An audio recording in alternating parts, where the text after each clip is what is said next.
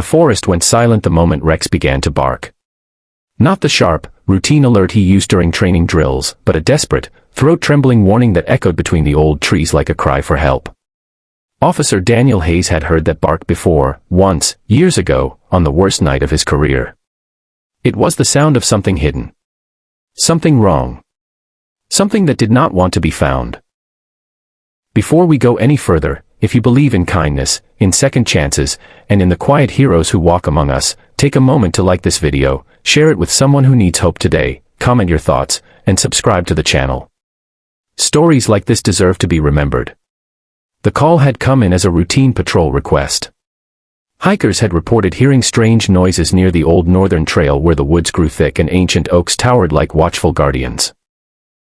Daniel had almost dismissed it. Autumn winds could make hollow trunks moan, and wildlife often startled unprepared visitors. But Rex, his 4-year-old German Shepherd partner, had insisted otherwise. From the moment they stepped onto the leaf-covered path, the dog's posture changed. His ears stood tall, his body tense, his nose twitching as if the air carried a message only he could read. Daniel trusted Rex more than he trusted most people. 2 years earlier, after losing a child during a search operation that ended too late, Daniel had nearly resigned from the force. Guilt had clung to him like a shadow. He had stopped sleeping. Stopped laughing. It was Rex who brought him back.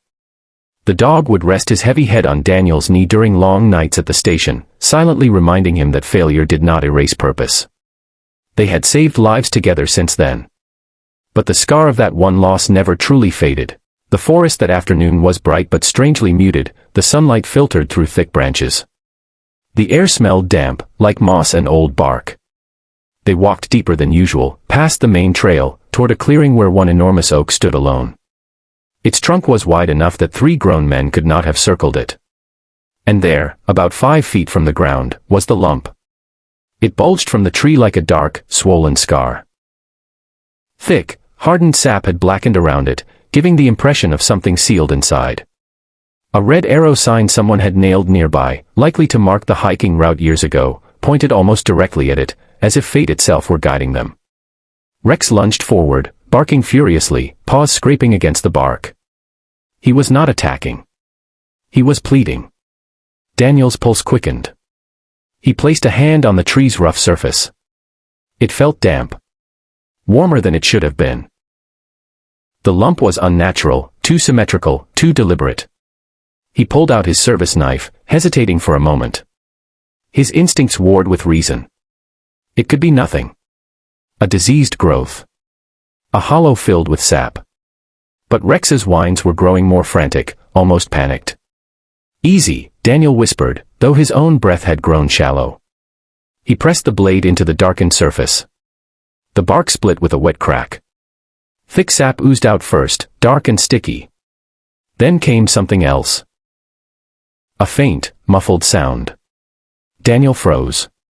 It wasn't the wind. It was movement.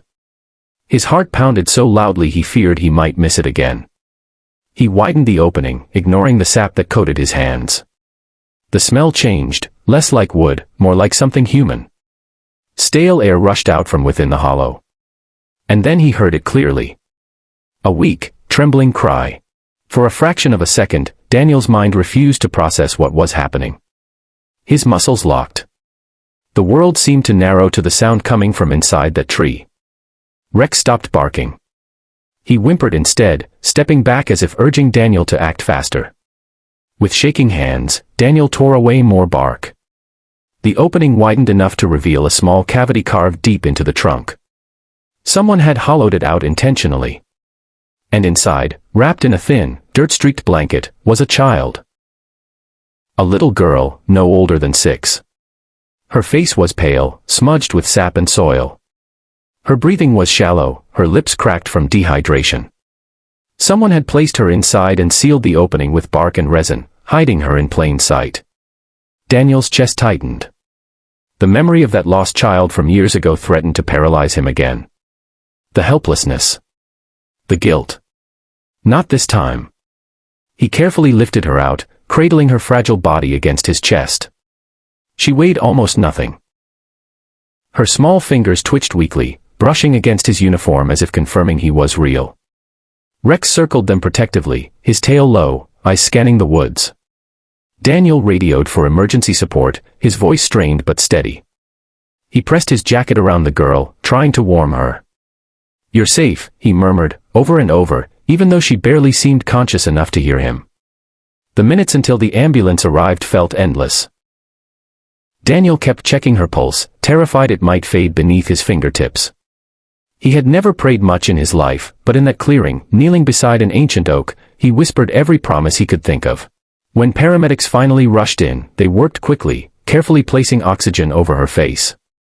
One of them glanced at Daniel, eyes wide with disbelief. "How did you find her?" Daniel looked at Rex. He did. News of the rescue spread fast. Authorities later confirmed the girl had been reported missing 3 days earlier from a neighboring town. The search teams had combed roads and rivers, never imagining someone would hide her inside a living tree.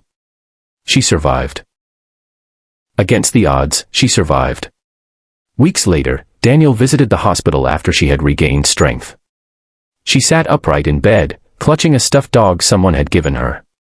Her eyes were clearer now, though shadows lingered there. When Daniel stepped inside, she stared at him quietly.